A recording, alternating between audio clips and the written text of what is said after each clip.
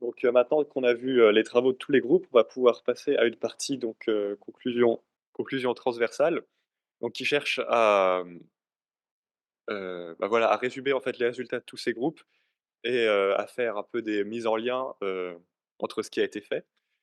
Donc, voilà, on observe que, donc parmi tous ces différents groupes, ça a permis de montrer du coup le dépérissement au niveau du plateau de Sceaux, grâce à des modèles, donc ce qui est le cas pour le groupe 6 et le groupe 4 par exemple et à des méthodes de suivi. Donc, pour tout le reste et donc ça a montré qu'on a des variables donc environnementales et des variables de peuplement, même si voilà, plusieurs groupes ont montré que les variables de peuplement étaient un peu moins explicatives que, les variables environnementales. Donc on en a plusieurs qui reviennent, donc comme on voit ici, tout ce qui est par rapport à l'environnement lié au déficit hydrique, donc pour le groupe 4, pour le groupe 0. Humus décomposé, ça revient aussi. Tout ce qui est la température également. Donc voilà, ça permet de voir que une corroboration de ces résultats entre différents groupes et donc on a aussi, voilà, tout ce qui est à peu près, tout ce qui est au niveau du peuplement. Donc voilà, qu'on a plus de dépérissement sur les placettes éclaircies, donc voilà, quand on a des peuplements purs, donc sapinières ou très satinières, il y a plus de dépérissement aussi et quand on a une petite circonférence, voilà, pareil aussi. Donc pour ce qui est, des modèles qui ont été réalisés, donc ces 2 là, voilà, le modèle amélioré Climessence et le modèle road sampling et relevé. Donc, bien que les 2 objectifs de ces modèles étaient assez différents puisque l'objectif du groupe 6 c'était de faire un modèle assez simplifié avec des variables facilement cartographiables, et mesurables sur le terrain, alors que le modèle, du groupe 4, l'objectif c'était plus d'avoir un modèle vraiment complet pour bien expliquer le dépérissement du sapin, à l'échelle du Pays de Caux. On observe dans les 2 cas que, voilà, c'est des variables qui peuvent être cartographiables, qui peuvent être mesurables et qui expliquent de manière, voilà, significative le dépérissement, dans le Pays de Caux.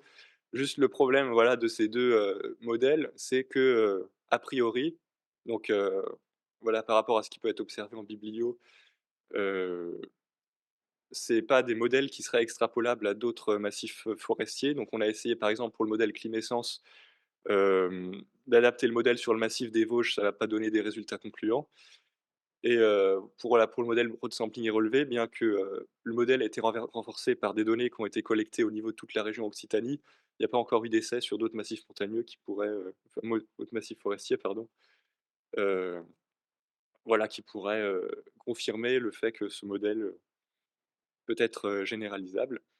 Et donc, pour ce qui est donc voilà de ces autres groupes qui sont plus des protocoles de suivi. Donc on l'observe deux différences. C'est que, pour, le groupe télédétection, le groupe Welcarto et le groupe, road sampling, c'est des méthodes qui permettent d'avoir un grand nombre de données en assez peu de temps.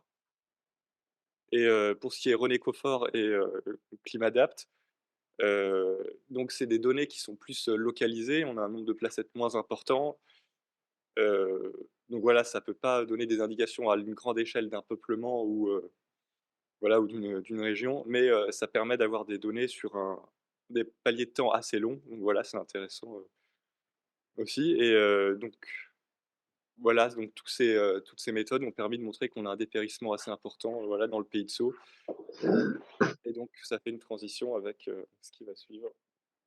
OK, du coup, pour, revenir juste rapidement sur certains résultats et insister sur les points clés, en fait, qui sortent de notre étude.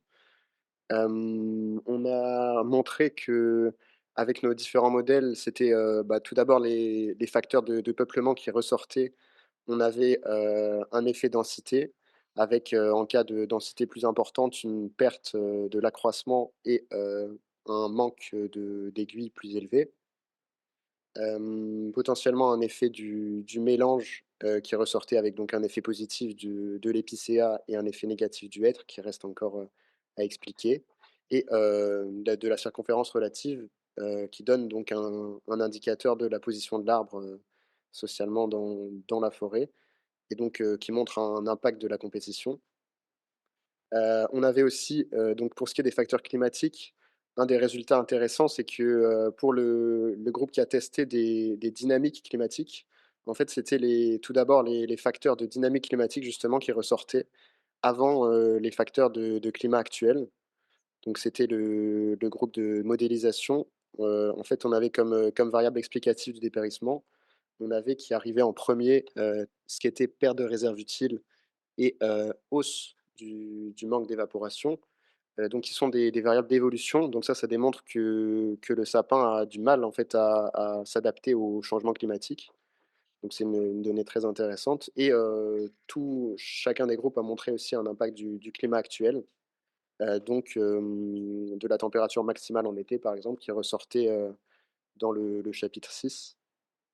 En plus de ces variables, de climat, on avait aussi des variables, de l'environnement qui apparaissaient, donc la présence d'un sol pauvre, donc c'était, par exemple la géologie, calcaire ou des humus épais qui caractérisaient une faible disponibilité en éléments nutritifs. Pareil, on avait décrit, au début dans nos placettes de road sampling que la plupart apparaissaient avec un affleurement rocheux important, une exposition au sud, donc tout ça, c'était des résultats auxquels on s'attendait un petit peu. Sur le dépérissement. Bon, il est important aussi de préciser que nos modèles ont des moyens de réalisation un peu différents les uns des autres. Donc on a utilisé à la fois des données terrain dans la partie road sampling, des données qui sont basées sur du dire d'expert pour ce qui est de la web carto et des données cartographiques, pour ce qui est de la télédétection et des cartes prédictives, qui ont l'avantage de pouvoir être réalisées à grande échelle facilement, sans de grandes difficultés de réalisation et comme inconvénient que, bah, du coup, à petite échelle, on est moins précis et on risque de manquer, certaines informations qu'on aurait sur le terrain. Donc de tout ça, il ressort effectivement qu'on a une baisse de l'accroissement en circonférence en volume aérien, donc on a décrit, finalement le dépérissement dans le cas du pays de Sceaux. On va pas, avec notre étude seule, proposer des actions de gestion, extrêmement concrètes. On n'est, pas là pour, proposer un guide de gestion, détaillé, mais c'est plutôt des suggestions de gestion, qui ressortent de notre étude. Donc, tout d'abord, il y a deux orientations de gestion un peu différentes et qui s'opposent et qui visent toutes les 2 de diminuer le dépérissement, qui vont être de diminuer la surface terrière ou au contraire de laisser un couvert, autant que possible. Et donc de ces 2 en fait, ces 2 modes de gestion assez différents qui vont avoir, pour, objectif dans un cas de garder un couvert fermé, donc ça c'était les données issues des données densité, donc ClimAdapt, on a montré que, l'effet de la densité était, l'effet d'un éclaircissement en fait serait négatif sur le dépérissement. De trop grandes éclaircies impliqueraient un dépérissement plus important. Et il y a un effet opposé qui est le la compétition entre les arbres. Donc en fait, ce qu'on suggère, c'est que, il va s'agir de rechercher une surface terrière optimale, trouver finalement l'optimum entre ces 2 compromis et de notre étude, il ressort que, les 2 enfin, on a plusieurs leviers d'action sur le dépérissement qui apparaissent. Donc on a la densité, effectivement et aussi, le type de mélange avec davantage d'études à faire, sur ce point-là et voilà, en fait, c'est le la principale conclusion, de nos études que chacun avait bien précisé dans chacune des parties précédentes. C'est que ça amène à de nouvelles expérimentations et plus de recherches dans chacun des thèmes. On va maintenant passer aux questions, n'hésitez pas à vous lancer. Oui, du coup, il y a monsieur Saintonge qui a levé la main, si vous voulez prendre la parole. Oui, seul pauvre sur, géologie calcaire, c'est une erreur de ma part, pardon. Vous m'entendez? Oui, Dominique, Mico, donc Plateau de Sceaux. Je pense qu'il y a un biais, qui cocherait d'ailleurs à plusieurs, cases, de l'avant-dernier tableau sur le dépérissement versant nord, les limites altitudinales. C'est qu'en fait, je pense que 2003, en fait, a fait le ménage déjà. En 2003, on était catastrophé par rapport à tout ce qu'il pouvait y avoir au versant sud. 2022, ben, on n'est plus catastrophé versant sud puisqu'ils n'y sont plus. Et par contre, ce qu'on n'a pas eu en 2003 et qu'on a eu en 2022, c'est fort dépérissement versant nord, justement. Effectivement, enfin, il y a une chose quand même qui me marque dans votre étude, c'est que les effets de la topographie au sens large, finalement, sont faibles. Quand vous faites le tri dans vos modèles, ça apparaît des fois un tout petit peu au début quand on fait de la fouille de données, mais dès que vous attaquez des modèles où on va trier les variables et les sélectionner les unes en fonction des autres, en prenant en compte des interactions, il n'y a plus rien qui ressort. Donc on a vraiment un effet prédominant dans votre étude du climat et surtout de son évolution d'ailleurs, vous l'avez montré, mais en fin de compte, les effets topo, on les voit très, très peu. Et ça, c'est assez surprenant et d'ailleurs, l'altitude ne ressort plus quand vous rentrez, les variables climatiques, l'effet altitude ne ressort même plus. Non, non, non, non, j'avais pas enfin, j'en ai plein, mais pas encore, suffisamment organisé. Non, non, c'est une erreur. OK, très bien et Dominique aussi, je vois? OK, est-ce que quelqu'un d'autre a des questions ou remarques qui viennent? Oui, ouais, Thomas Villiers de l'ONF à Toulouse. Alors j'ai été à l'école il y a quelque temps, hein, donc je sais tout le travail que ça représente. Je sais que c'est des projets qui sont assez denses et tout. Donc merci pour toutes ces investigations, parce que je sais que c'est pas de tout repos, voilà. Et le deuxième point que je voulais dire, moi j'en profite, si jamais, enfin là c'est plutôt un appel, si jamais il y a des étudiants qui ont pas encore de stage et qui souhaiteraient travailler sur cette thématique-là, mais en Lozère et sur Épicéa, bien il y a un stage qui peut être proposé, voilà. Donc hésitez pas si jamais vous êtes intéressés. Voilà, c'est à peu près dans les mêmes, thématiques qui est télédétection, for dead, choix de renouvellement, stratégie de renouvellement, et cetera. Vulnérabilité, voilà. OK, ben, on fait passer le message en tout cas. Oui, Philippe Gourmain, vous m'entendez bien? Oui, Oui, juste, bah, d'abord, merci pour tout votre travail là. Moi, j'apprends des choses, même si, vous êtes parfois insatisfait des résultats que vous obtenez. Il y a un résultat qui m'interpelle un peu, c'est le fait que globalement, vous avez plus de dépérissement, enfin, vous avez pas moins de dépérissement jusqu'à 1 155 mètres, hein, quasiment 1 200 mètres. C'est un peu contre-intuitif. Alors est-ce que c'est, comme le disait, un homologue de l'ONF, parce que de toute façon, en zone basse, il y a eu un ménage de fait à partir de 2003 et que les arbres n'y sont plus. Première hypothèse, c'est possible, hein. Est-ce que est-ce qu'on aurait une forme d'adaptation, c'est que ceux qui restent sont des arbres qui ont résisté déjà aux assauts du climat des 15 dernières années et qui dépérissent moins. Donc enfin, c'est quand même une observation. Moi, de tout ce que vous avez cité, c'est celle qui me surprend le plus parce que pour le reste, bon, l'effet épaisseur de sol, géologie, bah, ok, c'est quelque chose qu'on observe. La position haute, hein, rupture de pente aussi, l'affleurement rocheux, le type d'humus, enfin tout ça, oui, ok. Mais la question de l'altitude me laisse perplexe. Je ne conteste pas du tout vos conclusions, c'est juste que ça me surprend un peu. Voilà. C'est un commentaire, c'est pas une question. Peut-être quelqu'un autour de l'écran qui peut réagir à cela. Oui, bah, Dominique, Miko, oui, bah, c'est sûr que, le ménage ayant été fait, en dessous de 1200 mètres, ceux qui restent sont forcément, plus adaptés, peut-être génétiquement parlant. Et il y a aussi l'effet racinaire. Je pense que moi je les appelle les mal habitués, c'est-à-dire ceux qui s'étaient contentés d'un enracinement, pépère, ceux-là ont probablement disparu au profit des autres qui avaient venu peut-être, génétiquement ou déjà en zone difficile et qui avaient compris qu'il fallait qu'ils envoient les racines, un peu plus profondément, s'en sont peut-être, mieux tirés.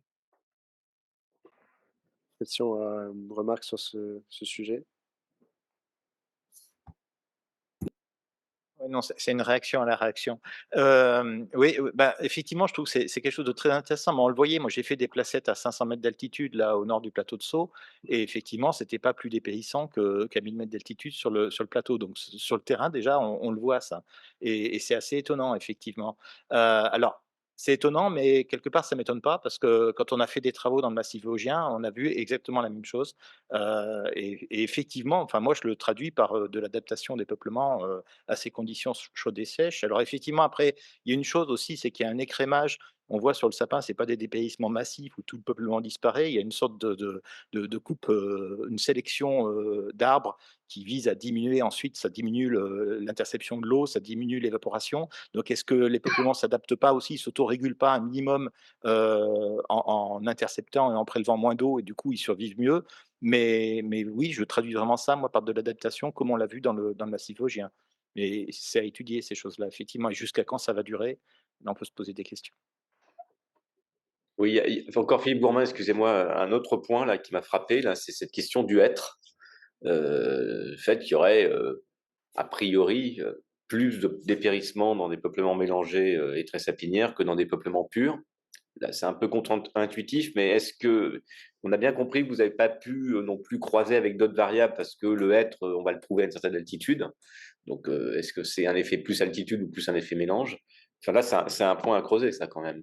De manière générale, hein, ça dépasse le cadre de votre étude, mais cette question du mélange, on voit des choses comme ça sur les mélanges chênes pin sylvestre en plaine, où on a clairement plus de dépérissement quand le pin sylvestre est mélangé avec le chêne que quand il est en peuplement pur. Mais moi, j'en avais pas conscience pour le sapin. Voilà. Manuel Nicolas, si vous voulez intervenir? Oui, je veux bien, merci. Juste par rapport aux ces questions de différentes variables, là, justement, qui apparaissent pas, position topographique, altitude, alors qu'on les voit apparaître dans les graphes, quand c'est pris, tout seul. Ça poserait un peu la question de, justement, des facteurs qu'on utilise là. Quelque part, sans doute, on peut supposer qu'ils sont présents derrière les facteurs, en fait, climatiques qui sont utilisés, que du coup ça masque. Sauf que les facteurs climatiques, c'est des facteurs que les gestionnaires n'ont pas forcément comme données immédiates sur le terrain, et les facteurs de topo et d'altitude sont peut-être plus facilement directement appréciables sur le terrain pour se dire dans tel ou tel coin ça craint davantage. Donc ça voudrait peut-être dire aussi que ce serait intéressant de tester avec dans des modèles sans les variables climatiques, avec des variables purement stationnelles, de voir ce qui peut effectivement ressortir, parce que c'est des variables qui sont voilà, directement accessibles aux gestionnaires, et de voir si ça pourrait produire des modèles suffisamment performants pour effectivement prédire, on va dire, le dépérissement qui est observé. Ça, ce serait plutôt des modèles assez pratiques, j'ai envie de dire, de diagnostic et d'évaluation de terrain. En fait, ça a déjà été fait. Il y a Ah, eu ah. ouais, il y a eu un guide des sapinières dépérissantes qui a été fait sur le plateau de Sceaux, donc et avec des critères, d'entrée comme ça, topographiques, ouais, et en intégrant aussi, d'autres critères comme l'âge des peuplements, ouais. Et ça marche? Alors, moi là, pour l'instant, bah, faudrait le mieux, ce serait de demander à Dominique, hein, qui et puis également, moi, je sais pas, je l'ai pas utilisé à proprement parler. Moi, je l'avais fourni aux étudiants. Je sais pas s'il y a eu des comparaisons avec ces critères d'entrée-là, mais en tout cas, voilà, ça existe déjà. Mmh. Ouais, ouais, ce serait intéressant de voir, effectivement la performance qu'on obtient avec ces paramètres-là enfin, faciles d'accès sur le terrain, par rapport à la performance qu'on obtient avec, toutes les variables que vous avez prises, notamment, climatiques, qui sont plus précises, quoi. Oui, justement, du coup, dans les modèles qu'on a fait, en fait, on avait en entrée, justement, certaines variables, on avait la topographie et l'altitude, par exemple, et ces variables sont pas ressorties comme significatives. Donc dans le cas de notre étude, en tout cas, on peut pas dire qu'on ait trouvé un impact significatif de la position topo et de l'altitude sur Oui, le tout à fait. dépérissement. C'est ce qu'on dit effectivement, vous l'avez pas vu, mais sans doute parce que c'est masqué par des variables climatiques, mais ça veut pas dire que ces variables sont pas inintéressantes dans le sens où Non, c'est des variables qui sont beaucoup plus accessibles et que ça vaudrait le coup, ce que j'explique, c'est que ça vaudrait le coup éventuellement de pouvoir faire des modèles et de tester la performance de modèles qui soient basés purement sur des variables comme ça, directement accessibles sur le terrain, pour faire du diagnostic au regard de la performance qu'on a avec les modèles, avec les variables climatiques, quoi. Déjà pour, faciliter, on va dire, du diagnostic et de la gestion, sur place, quoi. En tout cas, avec les données qu'on avait, on a testé chaque variable, individuellement, en fait. Donc, Ah, OK. si on n'avait pas d'effet de l'altitude et de la topographie, c'est pas parce qu'elles étaient masquées, c'est vraiment que nos données permettent pas de le montrer, en tout cas. Alors peut-être que notre inventaire est pas suffisamment grand pour trouver cet effet-là. En tout cas, ce qui ressortait pour nous, c'était en priorité les variables climatiques et pas du tout la position topo et l'altitude. Bah, ça dépendait un peu des graphes que vous avez présentés au cours de là, de la matinée, hein. Il y a des moments où on voyait quand même des effets d'altitude. Alors c'est vrai que c'était étonnant parce que des fois on voyait un effet altitude qui était assez monotone, alors qu'en introduction on nous avait dit qu'en gros dans les hautes altitudes ça diminuait de nouveau. Donc c'est vrai que j'avais pas forcément tout. Et pour l'aspect topo, il y avait quand même en intro, on avait vu un aspect d'effet d'exposition sud et ouest qu'on n'a pas retrouvé par la suite. Donc c'est pour ça aussi que ça interroge. Si on a des trucs à un moment pour des variables prises individuellement, pourquoi est-ce que ça ressort pas par la suite? Et surtout, est-ce qu'il n'y a pas des fois des contradictions du coup? Et d'où viennent les contradictions qui peuvent ressortir des différentes approches que vous avez menées, quoi? Juste pour préciser, peut-être justement, c'est une bonne question. Donc effectivement, il y a un certain nombre de variables topo qui ressortent, hein. Donc il y a eu quand même pas mal d'indicateurs dans les différents sujets qui ont été testés de topographie, donc des pentes, des expositions, des indicateurs de forme de relief, des indicateurs de position topographique. Il y a eu quand même une batterie de tests qui ont été faits. Donc effectivement, pris isolément, ça ressort pour certains, c'est apparu dans l'étude, mais par rapport aux autres indicateurs, ça ressort effectivement beaucoup moins. D'accord, donc il y a un écart important là, l'étude dont on parlait il y a 2 minutes là, donc la comparaison de tous les indices, c'était pas non significatif l'altitude ou l'exposition, mais c'était beaucoup moins performant que les autres. Il y a un gros écart. Tu me dis si je me trompe, hein. Plus précis si besoin. Après, il y a un autre biais, Dominique Mico. Après, il y a un autre biais, je pense, qui nous est très très difficile à appréhender. On a parlé de réserve utile. Euh, Réserve utile sur les sols calcaires, enfin sur les karstes, là où on est. Je pense qu'il faut être bien malin pour pouvoir l'estimer vraiment, quoi. On a des coins où on est sur des rochers, où on n'a pas de dépérissement. Mais je pense qu'on a des poches énormes d'argile dans des, on va dire, des clottes calcaires en dessous, et puis du dépérissement sur des sols qui nous semblent plus profonds. Euh, c'est toujours assez difficile sur Cars, c'est toujours assez difficile à appréhender cette réserve utile. On sait qu'elle est faible, mais il y a des variabilités des fois qui font que.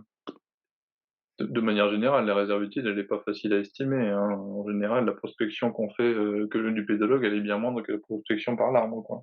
Ouais, Mais oui, c'est sûr. Heu, oui, Livio-Tilati, j'ai une question sur, je reviens un peu, j'en avais parlé, au début. Vous avez travaillé sur, l'évaluation du dépérissement, des modèles sur le dépérissement, à partir, donc, de l'estimation de placettes dépérissantes et nous, en gestion, une des questions aussi qui nous importe, c'est, la mortalité. Puisque ça ne veut pas dire qu'une placette est dépérissante, que le peuplement ne va pas être résilient, en partie ou pas du tout, ou beaucoup, enfin voilà. Et là, cette question du lien entre, dépérissement, mortalité, résilience, voilà, ça c'est des choses que pour nous seraient intéressantes à prospecter, parce que c'est des questions, au quotidiennes. Oui, c'est vrai que dans nos analyses, le plus souvent, on comprenait les arbres morts comme des arbres, en fait, à un stade de dépérissement le plus avancé, comme le stade ultime du dépérissement. Mais c'est vrai que maintenant, ça pourrait être intéressant, de se limiter uniquement aux arbres morts pour faire une étude plus poussée sur ça, c'est possible. c'est ça, ou c'est aussi de s'intéresser aux dynamiques possibles de résilience, de ce que je comprends dans la question. Et de s'intéresser du coup à la variabilité qu'il y a aussi dans les peuplements. Il y a plusieurs fois aussi mentionné qu'il n'y a pas d'écart type dans vos données. Or, il peut y avoir des grosses différences au sein d'un peuplement de réponse d'un arbre à l'autre. Et c'est aussi une ressource peut-être. Justement, quand on se dit il y a une adaptation qui se fait, les arbres qui restent, ils sont mieux adaptés. Et bien justement, ouais, d'aller regarder la variabilité qu'il y a au sein des peuplements, ça peut peut-être nous renseigner sur une ressource possible d'adaptation par rapport au changement climatique. Merci pour, ces remarques. Est-ce que quelqu'un d'autre a un commentaire à faire ou le mot de la fin?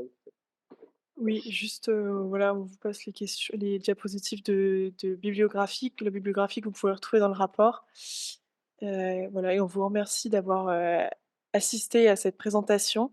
Voilà, donc là, si vous voulez revenir sur des points qui ont été évoqués, précédemment, toute remarque, question, est la bienvenue.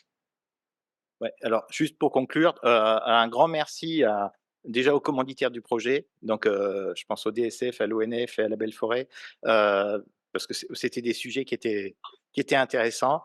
Donc le rapport sera disponible, on vous l'enverra, dès qu'il sera prêt. L'oral aussi, hein, sera disponible. De toute façon, ça a été enregistré, hein, la présentation. Et, les données vous seront transmises aussi, donc il faudra me dire au niveau des différents commanditaires ce qui vous intéresse, ce que vous voulez récupérer comme données, mais on va mettre tout ça en forme. Donc, bah, merci à vous d'avoir assisté à la soutenance aujourd'hui. Et puis un grand bravo aux étudiants parce que mine de rien, c'est un sacré défi chaque année, hein, en 3 semaines d'analyse, de traiter toutes ces données, de prendre connaissance des sujets, de collecter la donnée sur le terrain. Voilà, il y a un gros boulot qui a été fait dans une ambiance tout à fait sympathique. Je vous ai trouvé par rapport aux promotions de d'habitude, je vous ai trouvé plutôt bon dans l'anticipation, dans la gestion du projet. Vous êtes bien débrouillés, ça n'avait pas l'air d'être trop la panique à la fin. Vous avez commencé, alors un petit peu, mais pas tant que ça. Donc non, je vous ai trouvé plutôt bien organisé. Donc bravo, parce que travailler à 28, c'est compliqué. Croiser les travaux entre les différents groupes, interagir, c'est pas simple. Et faire un seul rapport à la fin issu de plein d'études différentes, c'est compliqué aussi. Donc, bravo, vous avez gagné le droit d'aller vous reposer et de partir en vacances. Enfin, pas tout à fait maintenant, à la fin de la journée, parce qu'on a encore du boulot cet après-midi. Et d'ailleurs, on se retrouvera à 13h30 pour le débriefing habituel, le dernier cette fois-ci. Voilà, donc un grand merci à toutes les personnes présentes et à une prochaine fois.